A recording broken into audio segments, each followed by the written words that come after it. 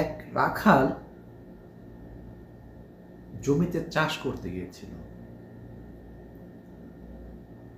নাঙ্গল নিয়ে আর গরু নিয়ে। তো চাষ করতে করতে হঠাৎ সেই নাঙ্গলের যে মাথায় একটা মানুষের মাথা দেখা গেল। তো সে মাথাটাকে কি করলো, উঠাইয়া গামছা দিয়ে ঢাইকা রাখলো মাথাটাকে। রাখার পর ওনার ওয়াইফ আসছে, আসার পরে খাবার নিয়ে এসে খাবার দাবার খাইলো। পরে মাথাটা ওনার ওয়াইফের কাছে দিয়ে দিছে, তুমি মাথাটা বাড়িতে নিয়ে যাও, আমি আসতে আসি। তো ওনার ওয়াইফ চলে গেছে, উনি কর্ম সেরে উনিও বাড়ির দিকে চলে গেছে। বাড়িতে যে মাথাটাকে সুন্দরভাবে সে পানি দিয়ে ধুইয়া উপরে রাখছে। ধোয়ার পরে সেই মাথা এখানে লেখা দেখে, যা হবার তা হয়ে গেছে, আরো কিছু বাকি আছে।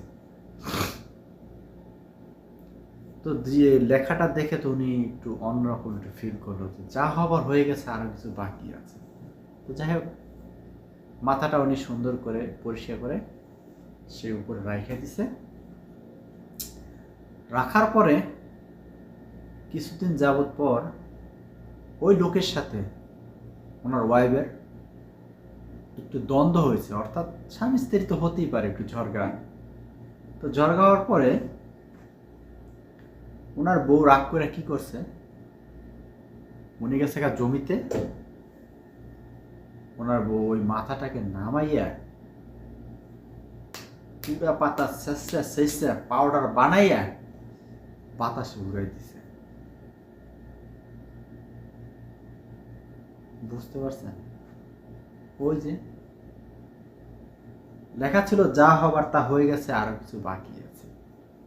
তো আসলে আমাদের জীবনটা এরকম হয়ে গেছে, যা তো হবার হয়ে গেছে, বাকিটা যে কি বাকি আছে সেটাই বুঝতে পারতেছি না। এতটা ধৈর্য ধরতেছি, এতটা পরিশ্রম করতেছি, সফলতা কবে আসবে সেটাই বুঝতে পারতেছি না। কোনো জায়গা তো কমতি নেই, কোনো জায়গা তো গ্যাপ খালি নেই। চেষ্টা প্রচেষ্টা তো সবসময় করে যাচ্ছি।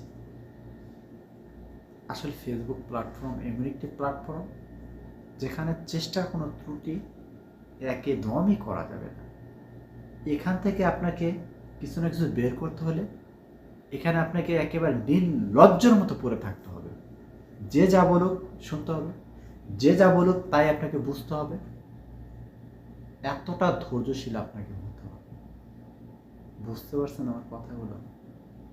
ভালো থাকবেন, সুস্থ থাকবেন, অবশ্যই পাশে থাকবেন ভালোবাসা দিয়ে। ভালোবাসা রইল সকলের প্রতি। আল্লাহ হাফেজ।